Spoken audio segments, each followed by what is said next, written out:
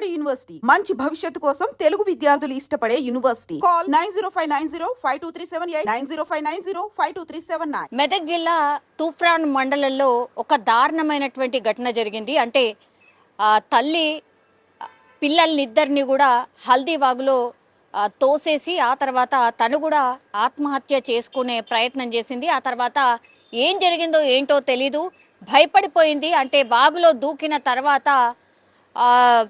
ఏమనిపించిందో ఏంటో తెలియదు, కానీ భయం వేసి ఆమె బయటకు వచ్చినటువంటి పరిస్థితి.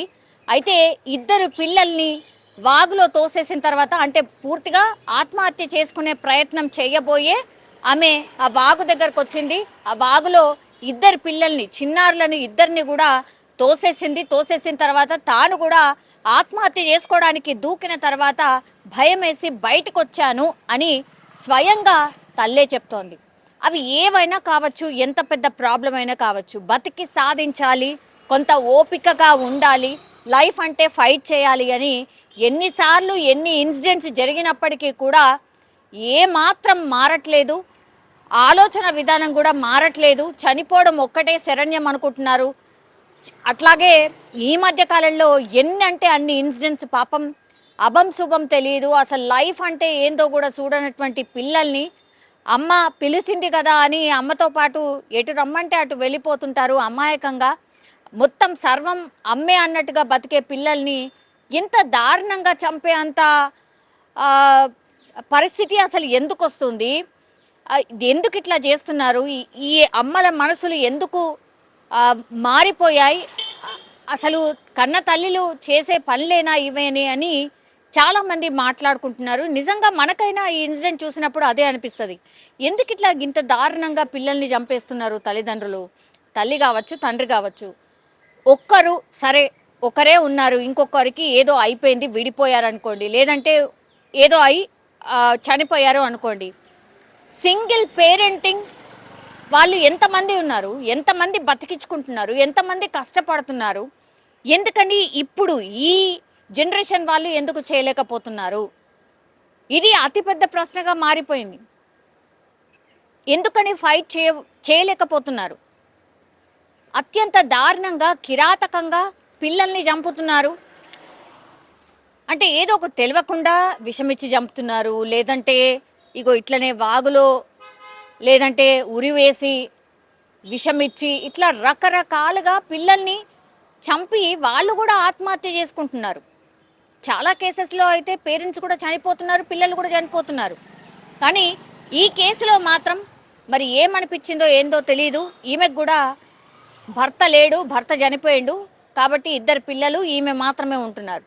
ఏం ప్రాబ్లమ్స్ ఉన్నాయో ఏంటో, మరి నిజంగా ఫైనాన్షియల్ ప్రాబ్లమ్సా, లేకపోతే మెంటల్లీ ఆమెను హెరాస్ చేస్తున్నారా, లేకపోతే ఆమెకు ఎవరు సపోర్ట్ లేరా ఏంటో తెలియదు. కానీ దారుణంగా ఇట్లా పిల్లలైతే ఇప్పుడు తల్లి ఒకటి మిగిలింది.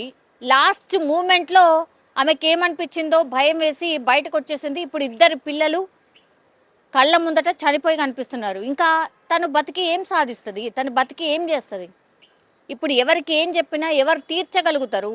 మనుషులే పోయిన తర్వాత ఇంకా చేయడానికి ఏముండదు కదా. ఇట్లా ఎందుకు ఆలోచించలేకపోతున్నారు? ఇప్పుడు తను బతికి కూడా ఏం చేయాలి? మరి ఇద్దరు పిల్లలు చనిపోయారు, భర్త కూడా లేనేలేడు. ఉన్న ప్రాబ్లమ్స్ అన్నిటి వల్ల నేను చనిపోదామని అనుకున్నారు, పిల్లల్ని చంపినరు, ఆ తర్వాత మీరు మిగిలిపోయారు. ఇప్పుడు తను ఏం చేయాలి? ఇప్పుడు ఆ ఘటనలో తల్లి లోపల దూకిన తర్వాత చుట్టుపక్కల ఉన్న వాళ్ళందరూ కూడా వచ్చి ఆ ఇద్దరు పిల్లల్ని కాపాడినటువంటి సిట్యువేషన్. ఈమె కూడా ఆల్మోస్ట్ ఇక మునిగిపోయే సిట్యువేషన్లోనే మరి ఆమె బయటకు వచ్చిందా, లేకపోతే బయట చూసిన వాళ్ళు బయటకి లాగారా తెలియదు. కానీ ఇప్పుడైతే తల్లి బతికింది, ఇద్దరు పిల్లలు చనిపోయినరు. ఇప్పుడు మొత్తం ఈమె లైఫే ఆగమాగం అయిపోయిన పరిస్థితి. దయచేసి ఇట్లాంటివి మాత్రం చేయకండి, ఫైట్ చేయండి. లైఫ్ అంటే దేవుడిచ్చిన ఒక్కసారి లైఫ్ టైంలో నువ్వేంటో నిరూపించుకో అని మనకు ఒక ఛాన్స్ ఇస్తూ ఉంటాడు. అట్లాంటిది అర్థాంతరంగా తనువు చాలించడంలో అసలు మీనింగ్ లేదు. ఇప్పుడు ఎటు కాకుండా అయిపోయినరు. ఇట్లాంటివి ఎన్నో కోకొల్లలు. కాబట్టి క్షణికావేశంలో ఏ నిర్ణయాలు తీసుకోకండి. కన్న తల్లులు పిల్లల గురించి ఇంత కర్కశంగా ఆలోచించకండి. దయచేసి మీ పిల్లల్ని చంపాలి అన్నటువంటి ఆలోచన వచ్చింది అంటేనే మీరు మీరు అక్కడే చనిపోయినట్టు లెక్క. దయచేసి ఇట్లాంటివి పునరావృతం కాకుండా ఎవరైనా సరే ఇట్లాంటి చాలామంది ఇప్పుడు ఈ రోజు ఈ మూమెంట్లో మనం చెప్పిన ఒకటో 2 రోజుల తర్వాత మళ్ళీ ఇట్లాంటి వార్తలే వస్తున్నాయి. అత్యంత బాధాకరం ఇది.